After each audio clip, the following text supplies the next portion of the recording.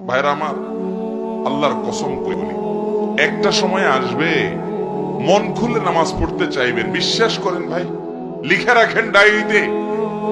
আপনাকে যদি আল্লাহ হায়াতে বাঁচিয়ে রাখেন, যুবক ভাইয়েরা, তরুণ ভাইয়েরা, একটা বয়স আসবে মনে চাইবে একটু রবকে মন খুলে সেজদা দেই, একটু লম্বা করে রুকু করি। পারবেন না, অসুস্থ হয়ে যাবেন, রোগবালায় ধরে ফেলবে। বাবারে, সে সময় আসবে না?